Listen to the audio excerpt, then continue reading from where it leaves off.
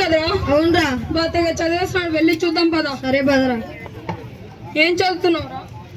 నీకు తెలుసు కదా, రేపు ఎగ్జామ్ కోసం చదువుకుంటున్నాను. అబ్బో వీడేదో చదివి ఉద్ధరించేటట్లున్నాడు. చదివి ఏ లాభం రా? చదివిన ప్రతి ఒక్కరు జాబులు వచ్చాయా ఏంటి? చదువుకుంటే ఎలారా? మళ్ళక ఎంజాయ్ చేయరా? సరేరా, ఇప్పుడు నుండి చదువు అంటే వెయిట్ చేసి ఇప్పుడు నుండి మీ మాట వింటా. వెరీ గుడ్, ఇప్పటికైనా మారావు. ఇది చాలరా నాకు.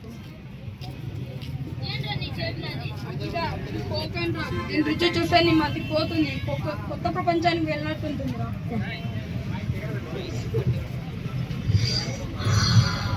నువ్వు చెప్పింది నిజమేరా, చాలా హాయిగా ఉంది, కొత్త ప్రపంచంలోనే ఉన్నట్టుంది.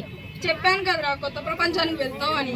థ్యాంక్స్ రా. నువ్వు ఇచ్చిన డ్రగ్స్ కొనాలంటే మా ఇంట్లో డబ్బులు ఇయ్యరు. ఈ విషయం తెలిసిన అనుకో నన్ను ఉతుకుతారు. ఇప్పుడు ఏం చేయాలి? పుస్తక జ్ఞానం ఉంటే చాలదురా. నువ్వు ఇంకా తిక్కలో మాదిరిగా ఉంటే ఎలా? మీ ఇంటి బీరువాలోనో మీ ఇంట్లోనో డబ్బులు ఉంటే కదా, వెళ్ళి తీసుకొని రా. అలా తప్పు కొనాలా? రే, నీకు ఎన్నోసార్లు చెప్పా, తప్పు గిప్పు కాదు, మనకి నచ్చినవి మనం చేయాలి అంతే. సరేరా.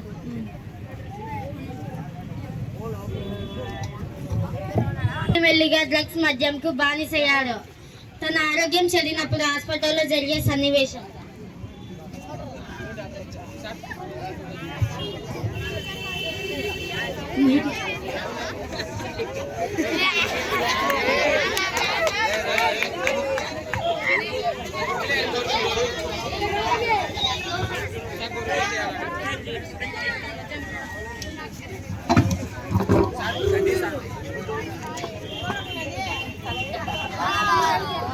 నమస్కారం డాక్టర్.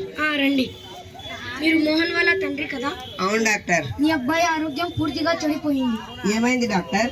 అతని చెడు అలవాట్ల వలన అతని కిడ్నీ ఇంకా లివర్ పూర్తిగా చెడిపోయాయి. మా అబ్బాయికి ఇంత చెడు అలవాట్లు ఉన్నాయన్న సంగతి ఇంతవరకు తెలియదు డాక్టర్. పిల్లలకి స్కూల్ కి పంపించడమే కాదు, వారు ఏం చేస్తున్నారో గమనిస్తూ ఉండాలి. ఇప్పుడు మా అబ్బాయి పరిస్థితి ఏంటి డాక్టర్? అర్జెంటుగా ట్రీట్మెంట్ కు 5 లక్షలు కావాలి. మా దగ్గర అంత డబ్బు లేదు డాక్టర్. పరిస్థితి చేయి దాటితే నేనేమి చేయలేను డాక్టర్. నేను వేరే పేషెంట్ దగ్గరకు వెళ్ళాలి, మీరు డబ్బు రెడీ చేసుకోండి. Doctor doctor doctor. రాజు తన కొడుకు దగ్గరికి వెళ్ళినప్పుడు జరిగే సంఘటన. రే, ఇంత పని చేసావురా. ఉన్న ఒక్క కొడుకు అని అడిగినంత డబ్బు ఇస్తే ఇలాంటి చెడు అలవాట్లకు బానిస అవుతావు అనుకోలేదు కదరా. నేను క్షమించాను. రే, ట్రీట్మెంట్ కు 5 లక్షలు కావాలరా. ఎవడిస్తారా మనకు? ఒకసారి నా ఫ్రెండ్స్ అడుగుతాను, వాళ్ళు నేను ఏం చేసినా సాయం చేస్తా అని చెప్పాడు. సరేలేరా. మోహన్ తన స్నేహితులను కలిసినప్పుడు.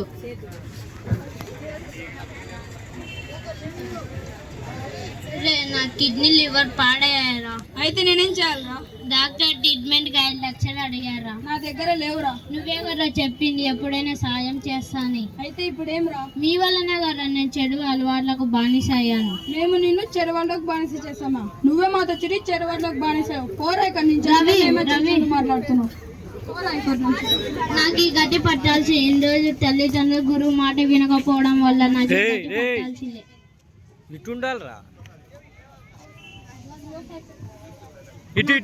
పట్టాల్సిందే. ఇన్ని రోజులు తల్లిదండ్రుల మాట గురువు మాట వినకపోవడం వల్ల నాకు ఈ గట్టి పట్టాల్సిందే.